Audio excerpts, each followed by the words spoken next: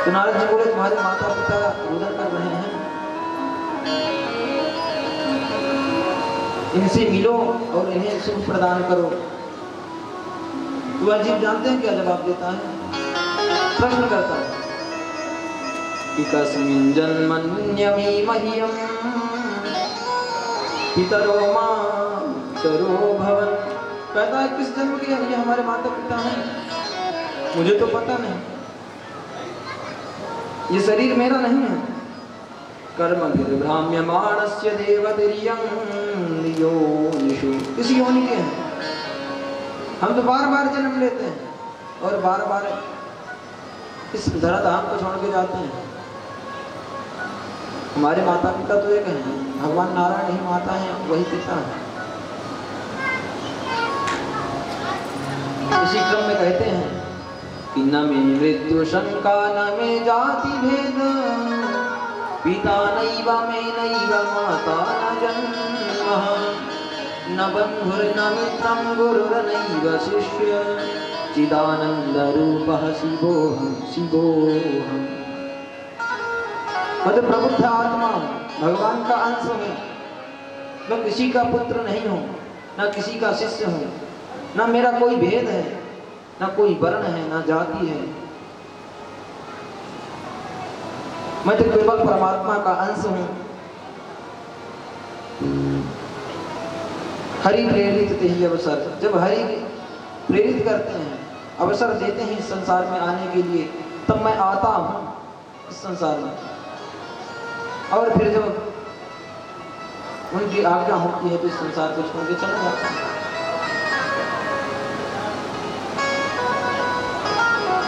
तो देखिए आत्मा कभी मरती नहीं है, आत्मा का मूल है परमात्मा। आत्मा का मुख्य उद्देश्य होना चाहिए कि परमात्मा से हम मिला दें। इस संसार चक्र में जितने दिन के लिए आए हैं, अंत समय में तो राम का नाम निकलवे करेंगे, भगवान का नाम निकलवे करेंगे। श्रीमद् भागवत महापुराण हम श्रवण कर रहे हैं, इसका मुख्य उद्देश्य क्या है? हमारे अंदर भक्ति की जागृति हो, हमें ज्ञान हो जाए। तो ऐसा ज्ञान वो नहीं कि 5वीं क्लास में पढ़े 9वीं में भूल गए, वो वाला ज्ञान नहीं है। ये ब्रह्म तत्व का ज्ञान है, परमात्मा का ज्ञान है। और इसी ज्ञान को प्राप्त करने के बाद में हमारे अंदर वैराग्य की जागृति होती है। इस संसार सागर से भक्ति की जागृति होती है। इस कथा के माध्यम से हम भगवान से जुड़ते हैं, भगवान हमसे जुड़ते हैं, भगवान हमारे हृदय में अवरुद्ध हो जाते हैं। सत्यो हृदय वरुध्यते प्रकृतिभिः शुश्रूषुभिस्तत् क्षणात्। जिस क्षण भगवान की यह कथा आप श्रवण करते हैं बाल कृष्ण लाल की, उसी समय परमात्मा आकर के आपके हृदय में बंध जाते हैं। इस कथा का यह उद्देश्य।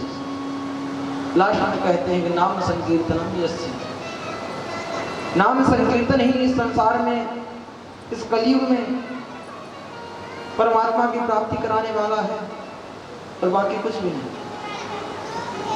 और नाम संकीर्तन हमारे हृदय में कैसे प्रस्फुटित होगा, कैसे आएगा, कैसे हम कर पाएंगे? जब तक भगवान की हम कथा नहीं सुनेंगे, भक्तों की कथा नहीं श्रवण करेंगे, तो हमारे अंदर भक्ति नहीं आएगी, हमारे हृदय में भक्ति नहीं प्रवेश करेगी, भगवान नहीं प्रवेश करेंगे। इसी क्रम में सुखदेव भगवान से महाराज परीक्षित प्रश्न करते हैं कि प्रभु बताइए, जब भगवान समदर्शी हैं तो विषमता क्यों? दैत्यों को हमेशा मारते रहते हैं और देवताओं की रक्षा करने का कारण क्या है? समः प्रियः सुहृद ब्रह्मन् भूतानां भगवान् स्वयं, इंद्रस्यार्थे कथं दैत्यान् वधेत् विषमो यथा। ये विषमता क्यों भगवान के अंदर कि देवताओं की रक्षा करते हैं, दैत्यों को मारते हैं? क्या किसी दैत्य का भी कल्याण किए हैं? बताने की कृपा कर। देखिए दैत्यों को भगवान कहते हैं भजन करो, यही मुक्ति का कारण है। दैत्य कहते हैं कोई भजन नहीं तामस देहा, प्रभु इस तामसी देह से भजन नहीं होगा, आपने हमें राक्षस बनाया है, दैत्य बनाया है, तो इससे भजन नहीं होगा। बोले तब क्या होगा? बोले लड़ाई इससे कर सकते हैं, तो लड़ सकते हैं।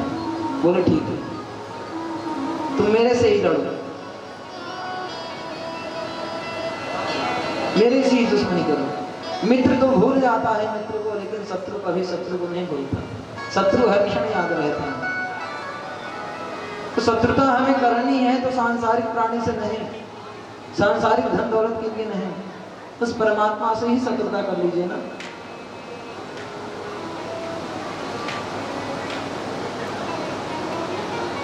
उस परमात्मा से ही शत्रुता कर लीजिए या मित्रता कर लीजिए, दो में से कुछ अपना लीजिए और वही भला करने वाला है, वही कल्याण करने वाला है। भगवान बोले ठीक है, करो शत्रुता, उद्धार करेंगे। उल्टा नाम लो चाहे सीधा लो, होनी मुक्ति ही है। भाव से लो, कुभाव से लो, प्राप्त परमात्मा को ही करना है।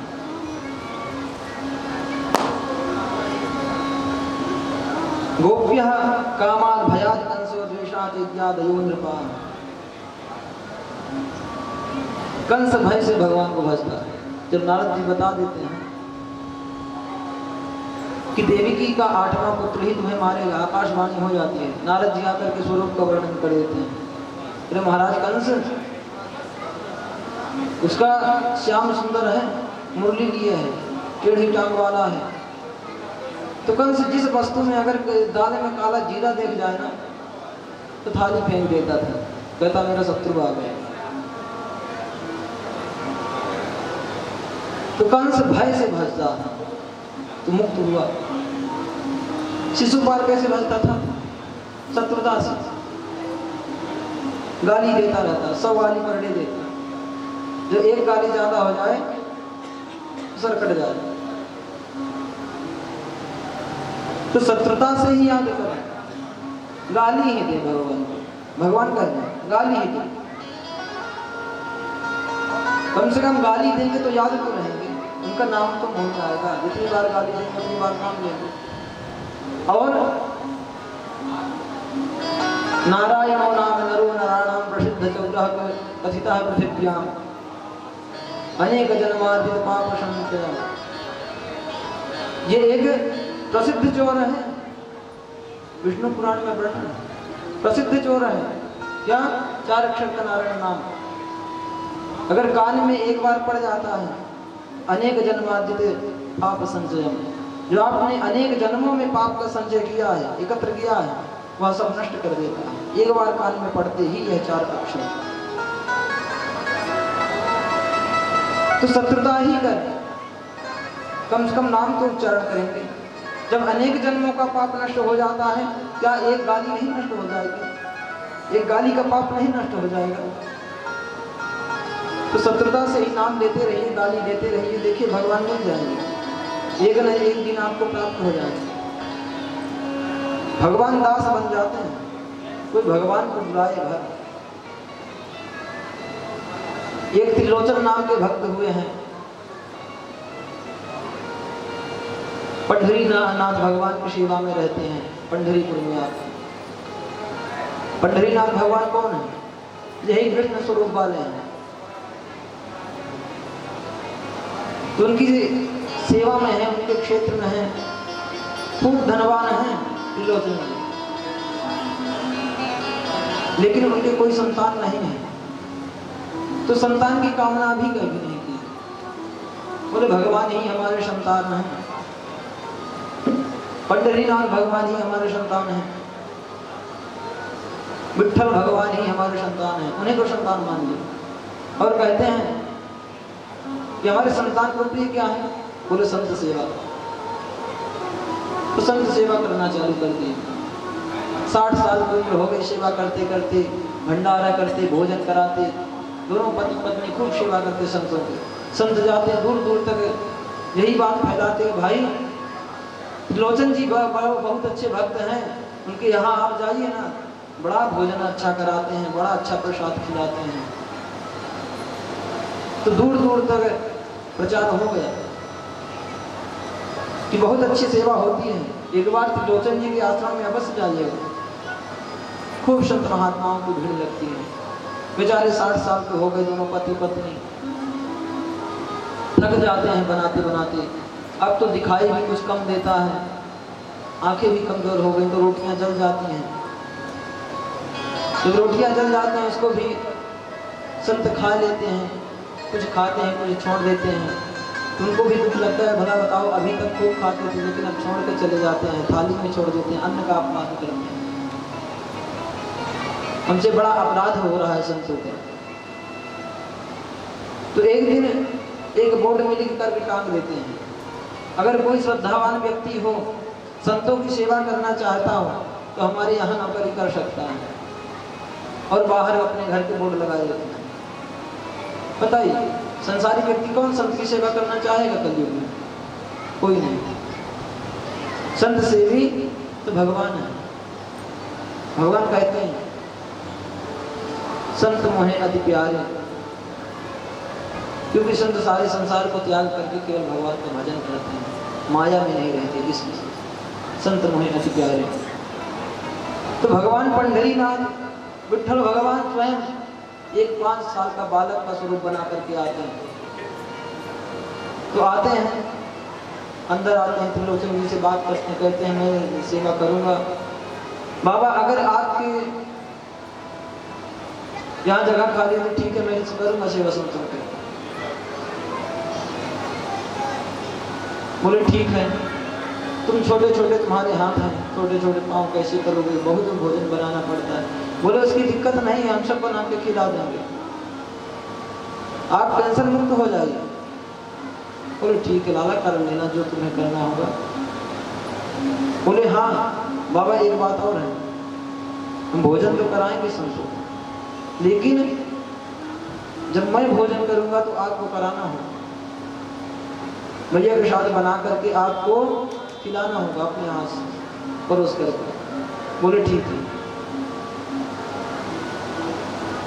फिर कहते हैं एक और वचन मुझे चाहिए आपसे, जब मैं भोजन करने लगूं तो भोजन करते समय कभी टोके ना कि लाला कितना खाता है,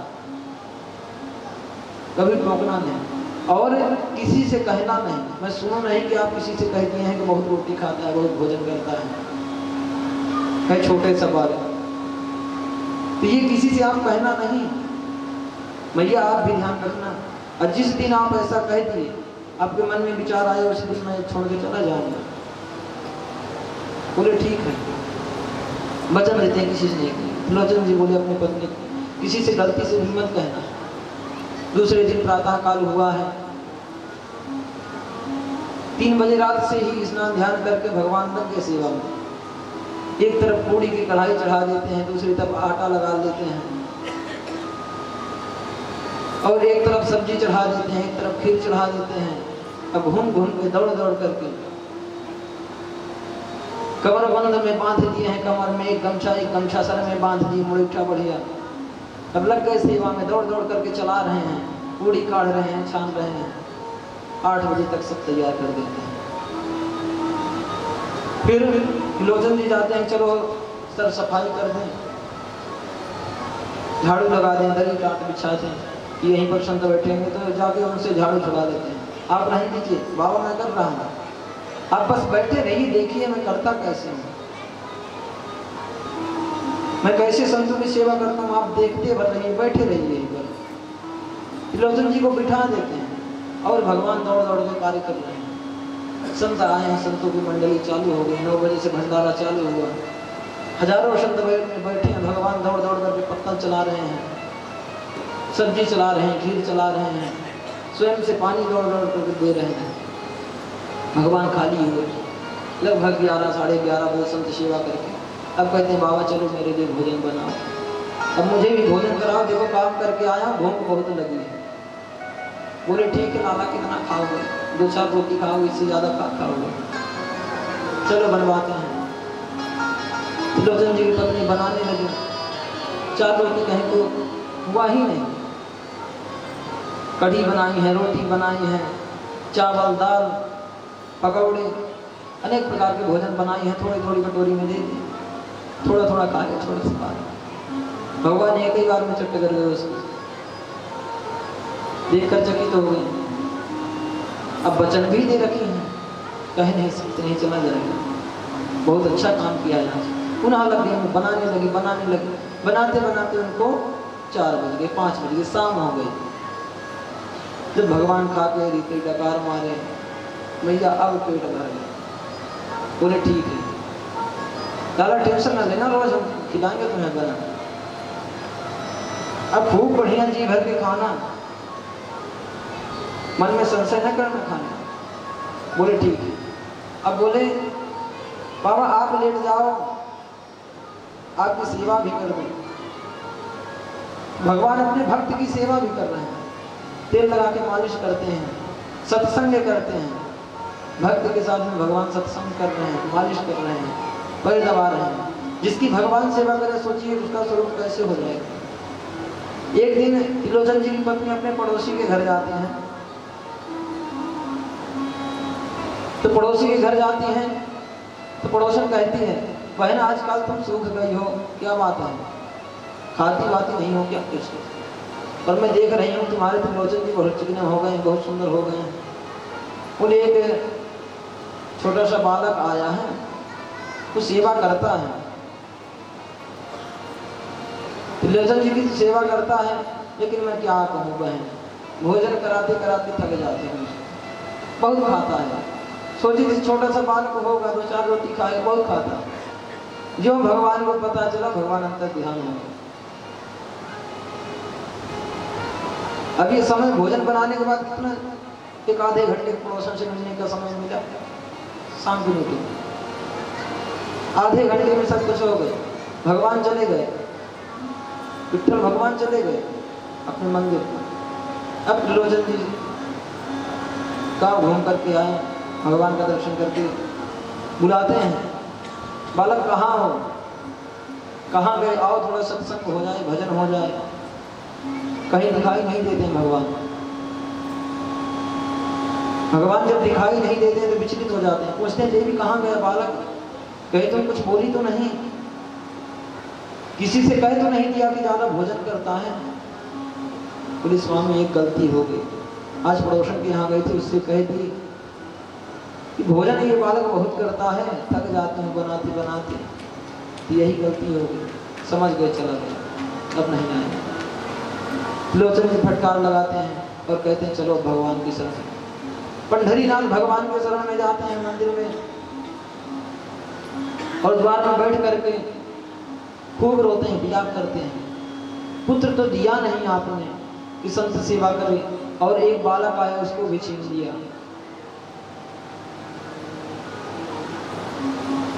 तो जब रोने लगते हैं भगवान, कुछ देर देखते हैं भगवान, परीक्षा लेते हैं कब तक रोएगा। फिर रोते रोते कहते हैं अब तुम रखो अपना मंदिर, अपने संत सेवा अब मैं नहीं करूँगा, अब मैं थक गया, कहीं जाके प्राण त्याग दूंगा, इससे बढ़िया कुछ नहीं है। जब भगवान ये सुनते हैं, त्रिलोचन जी पीछे मुड़ जाते हैं, चल देते हैं। तो पीछे से आवाज आती है कि बाबा कहाँ जा रहे हो? मैं यहाँ हूँ। देखे तो त्रिलोचन जी मुड़ करके, तो भगवान को देख करके और तेज से विलाप करते हैं कि धन्य हो। अब खुशी के आंसू आने लगे कि भगवान आज तक हमारे यहाँ रहे, हम पहचान नहीं पाए, भगवान को हम पहचान नहीं पाए। कहते हैं प्रभु आप इसी बालक स्वरूप में मेरे साथ में रहिए, मेरे घर में रहिए और संतों की सेवा करिए। तो कहने का तात्पर्य है कि धनानि भूमौ बसवो हि गोष्ठे, धन इसी भूमि में पड़ा रह जाएगा, उस साथ नहीं जाएगा, उसको परमार्थ में खर्च कर दीजिए। उतना ही धन रखें जितने में सदुपयोग हो, आपके बच्चों का पालन पोषण हो जाए, आपके बच्चों को शिक्षा मिल जाए, उसका दशांश धर्म के प्रति खर्च करो, और वही धर्म आपके साथ में जाएगा। धर्म क्या है? धर्म भगवान है। जब धन को हम धर्म में खर्च करेंगे तो वही धर्म हमारे साथ में जाएगा और हमारा साथ देगा। यमराज यहाँ बोलेगा, हे यमराज, इसको दंड मत देना, ये धर्म किया है, भजन किया है, धन को सदुपयोग किया है, भगवान के कार्य में खर्च किया है। इसी क्रम में आगे महाराज परीक्षित को बताते हैं कि एक राक्षस रूप में भी हमने बताया था कि हिरण्याक्ष और हिरण्यकशिपु दो राक्षस थे जो भगवान के द्वारपाल ही हैं। तो आज हिरण्यकशिपु क्रोधित होता है, बदले की आग में जलता रहता है, उस नारायण को मैं मारूंगा, जिसने मेरे भाई को मारा है, हिरण्याक्ष को मारा है, उसको मैं छोड़ूंगा नहीं, तपस्या करूंगा, अपार शक्ति प्राप्त करूंगा। यह नहीं जानता कि उस ब्रह्मा, जिस ब्रह्मा की हम तपस्या कर रहे हैं ना, उस ब्रह्मा को भी पावर देने वाले वही भगवान नारायण, जिससे हम दुश्मनी ले रहे हैं।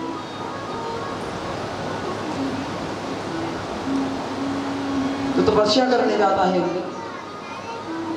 कि चलो अब तपस्या करेंगे, सब बढ़िया मुहूर्त देखता है कि हाँ ये बढ़िया स्थिर मुहूर्त है, इसमें कोई विघ्न बाधा नहीं आएगी, तपस्या एक बार लगेगी, अखंड तो लगी ही रहेगी हजारों वर्ष। तो नारद जी देखते हैं कि यह तो अगर बैठ गए तपस्या में तो ये ब्रह्मा जी को प्रसन्न नहीं कर लेगा।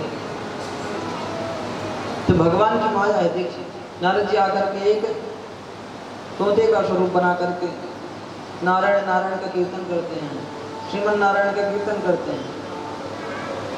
तो डिस्टर्ब होता है कि कौन कीर्तन कर रहा है, इधर उधर देखता है, कोई दिखता नहीं है।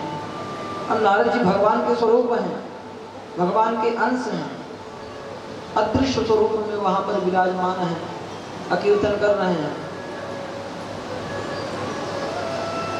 तो क्रोधित होकर के चला आता है, कहता है मेरे शत्रु का नाम ले रहा है, आज दिन खराब हो गया, अब आज जब तपस्या नहीं शुरू करूंगा।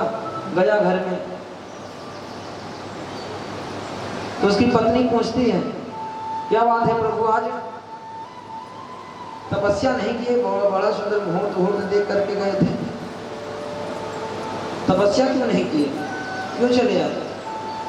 तो बताता है पता नहीं देवी कौन है, मेरे शत्रु का नाम ले रहा था, कीर्तन कर रहा था, उसका मैं डिस्टर्ब हुआ सो चला आया, अब किसी और दिन जाऊंगा।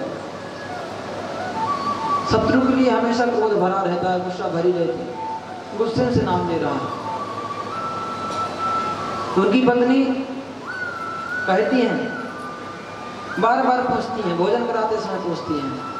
इसी क्रम में रात्रि काल में प्रश्न करते करते सैया में जब जाते हैं वहां भी प्रश्न करते हैं। आज 108 बार भगवान का नाम निकलवा लेते हैं हिरण्यकशिपु के मुख से, 108 बार निकल गए, गर्भधारण हो जाता है। फिर दूसरे दिन हिरण्यकशिपु चला जाता है तपस्या करने के लिए, और उनकी पत्नी घर में रहती हैं। यह बात इंद्र को पता चलती है, इंद्र आक्रमण कर देता है कि इसको मैं मार दूंगा, मेरा शत्रु पड़ रहा है, इनके पेट में शत्रु आ गया है मेरे। तो चल देते हैं इंद्र मारने के लिए। तो महाराज नारद पहुंच जाते हैं, कहते हैं यह अधर्म है, यह मत करो, स्त्री को मारना नहीं चाहिए। तुम आतताई की श्रेणी में आ जाओगे इंद्र, तो ये जान लो कि तुम्हारी पदवी पहले चली जाएगी। और तुम्हें पता नहीं है इनके घर में भगवान का भक्त है, इनके गर्भ में भगवान का भक्त है। अगर जो भगवान के भक्त का अपराध करता है तो भगवान उसे क्षमा नहीं करते हैं, भगवान उसे क्षमा कभी नहीं करते हैं। इसलिए यह अपराध से बचो। और नारद जी अपने घर ले जाते हैं, अपने कुटिया में ले जाते हैं, जहाँ नित्य प्रति नारद जी सत्संग करते हैं, भगवान का भजन करते हैं।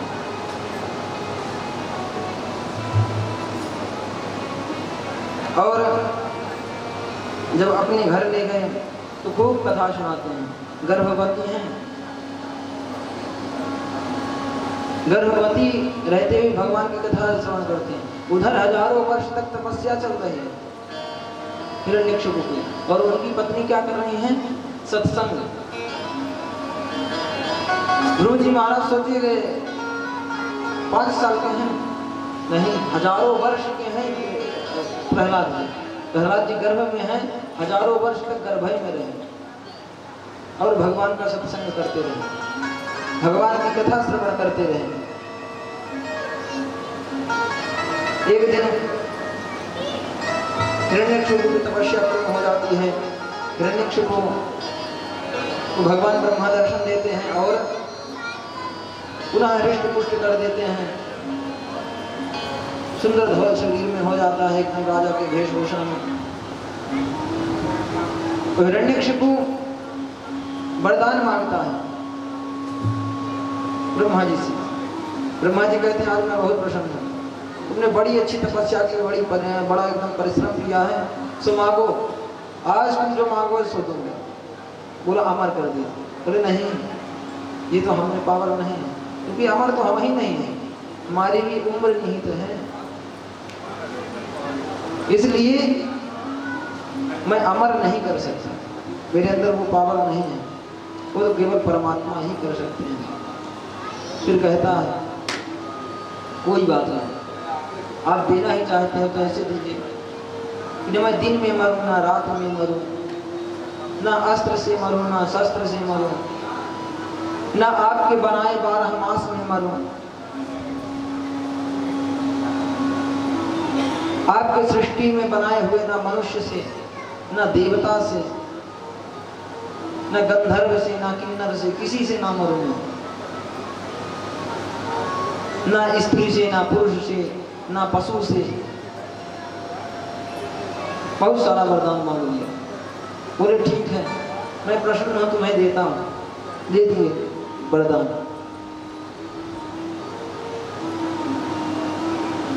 वरदान दे दिए ब्रह्मा जी अंतर ध्यान हुए। इधर हिरण्यकशिपु एक दिन इंद्र के यहाँ आक्रमण करता है, बंदी बना देता है देवताओं। अब तो विजेता हो गया, कौन उससे जीत सकता है?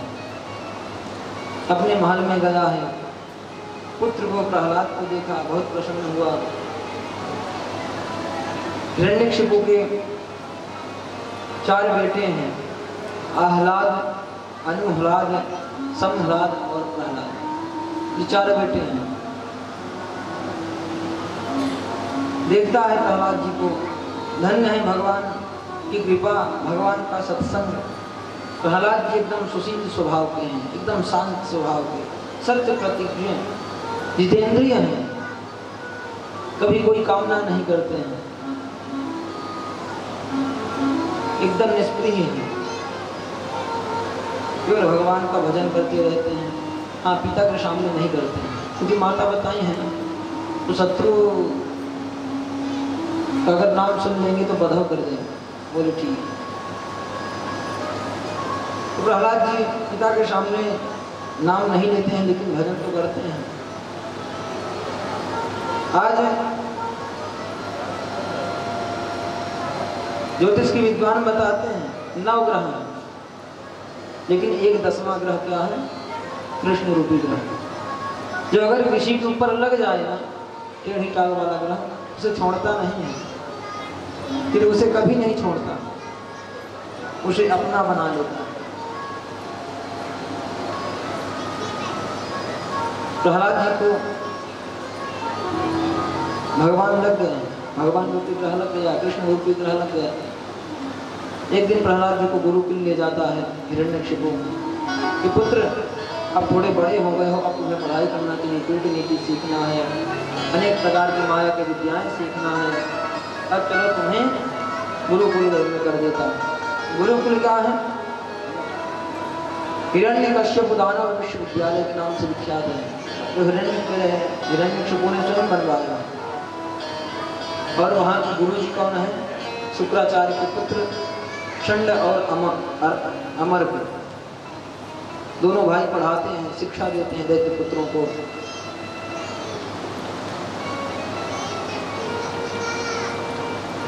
गुरुकुल में छोड़ दिए, कुछ दिन बाद जाते हैं तो प्रश्न करते हैं, देखते हैं बड़ा सुंदर प्रहलाद हमारा खेल रहा है, पढ़ रहा है, तो प्रश्न करते हैं, पुत्र बहुत दिन हुआ देखे हुए, आया हूँ तुम्हें देखने के लिए और कैसे पढ़ाई लिखाई चल रही है, बताओ तुमने क्या पढ़ा है, गुरुजी ने क्या सिखाया। तो प्रहलाद जी कहते हैं, पिताजी गुरुजी ने एक बहुत अच्छी बात सिखाई है। अब प्रहलाद जी तो गुरु नारद को मान रहे हैं, नारद को गुरु मान रहे हैं तो अपने गुरु का ही स्मरण करके बता रहे हैं।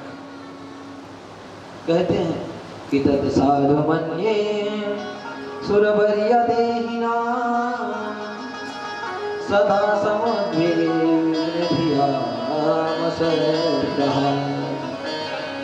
हित्वात्मपातं गृहबन्धभूपं वनं गतो धर्माश्रयेत्। पिताजी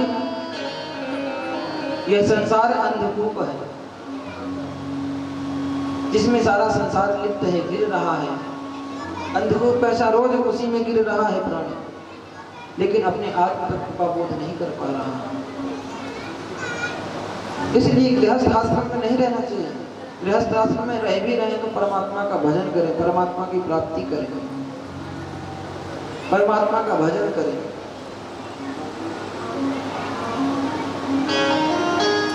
खूब क्रोधित हो जाता है सुन करके कि मेरे शत्रु का नाम ले रहा है, बोध से उतार देता है और बुलाता है शंडा मारुति जी को, खूब डांटता है, तुमने कैसा सिखाया है, क्या विद्या दी है मेरे पुत्रों को, क्या शिक्षा दी है, खूब डांट फटकार लगा। तो गुरु जी नहीं है, वो तो हिरण्यकशिपु के सेवक है। आज वही सेवक वाली परंपरा चल गई, वो हिरण्यकशिपु के तनख्वाह में चलते हैं ना। आज वही गुरु शिष्य परंपरा चल गई और वही राक्षसी विद्या पढ़ रहे हैं बच्चे। बताइए उनमें संस्कार कैसे आएगा। गुरु जूते चप्पल पहन करके पढ़ा रहा है, गुरु नीचे आसन में बैठा है, खड़े खड़े पढ़ा रहा है, शिष्य जूते चप्पल पहन करके पढ़ रहे हैं, तो विद्या कैसे स्थिर होगी, कैसे वो विद्वान बनेंगे, कैसे संस्कार बनेंगे। देखिए इन्हीं पुस्तकों में है सारा संस्कार।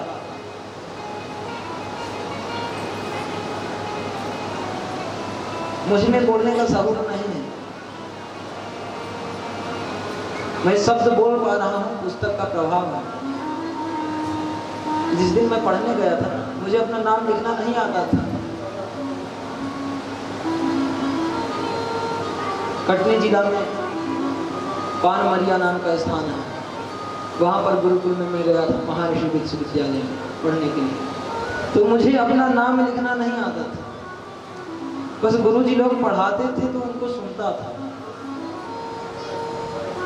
सुख आसन में पलथी मार के बढ़िया बैठता था, 100 बच्चों के बीच में बैठा रहता, शब्दों को सुनता रहता। मुझे भी दुख होता कि मैं पढ़ नहीं पा रहा। जो किताब पाता हिंदी की उसी को पढ़ने लगता, उसी को पढ़ने लगता। तो उस हिंदी पढ़ने मात्र से तो वहां मैं चप्पल जूता पहन करके नहीं पढ़ता था, वहां शांति से बैठ जाता था, पलथी मार करके अकेले बैठता था। जंगल के बीच में गुरुकुल ना, अकेले बैठ करके पढ़ता था पागल की तरह। कुछ लड़के पागल भी कहते थे। कुछ दिन बाद भगवान की पुस्तकों की कृपा, सरस्वती की कृपा हुई कि वही लड़के मुझे वेदाचार कहने लगे, क्योंकि मैं सोते हुए वेद का पाठ करता था। दुर्गा सप्तशती का मैं पाठ करता रहता था, कवच अर्गला कीलक। त्याग का फल शिक्षा था। शिक्षा में कैसे लेनी चाहिए, सबसे पहले आसन जीतना चाहिए, सुख आसन में बैठना चाहिए। जिन्हें जूते चप्पल पहन करके बैठे हैं, कुर्सी लगाए और पढ़ रहे हैं, तो विद्या हमारे अंदर थोड़ी ना प्रस्फुटित होगी। हमें संस्कार देगी, तो संस्कार के रूप में हमारे अंदर नहीं रहेगी, स्थिर नहीं रहेगी वो बुद्धि, अज्ञानता को पैदा करने वाली है। तो आज प्रहलाद जी को खूब फटकार लगाते हैं। गुरु जी आए डांट खाने के बाद में, गुरु जी नहीं नौकर हैं, तो आज नौकर ही हमें पढ़ा रहे हैं, शिक्षा दे रहे हैं। गुरु शिष्य का प्रेम रह ही नहीं गया संसार में, कि गुरु शिष्य का प्रेम हो, और जहाँ गुरु शिष्य का प्रेम नहीं होता है, गुरु भक्ति नहीं होती, गुरु शुश्रूषा से विद्या जो प्राप्त नहीं होती, वो विद्या स्थित नहीं होती। पढ़ते रहते हैं बच्चे, दिन रात बराबर कर देते हैं, तब भी नौकरी नहीं पाते हैं, तब भी कोई पद नहीं पाते हैं, सारी उम्र बीत जाती है। कारण यही है, कभी गुरु शुश्रूषा नहीं की, गुरु की सेवा नहीं की, गुरु को प्रणाम नहीं किए, बस एक ही कारण है। आज गुरु शुश्रूषा किए थे, उसी का न प्रभाव है, गुरु को प्रणाम किए थे, उसी का प्रभाव है कि आपके सामने बैठा हूं, आपको भक्ति मार्ग से जोड़ रहा हूं, भगवान से जोड़ रहा हूं। गुरु शुश्रूषा का फल है, गुरु सेवा का फल है। गुरु जी खूब फटकार लगा रहे हैं।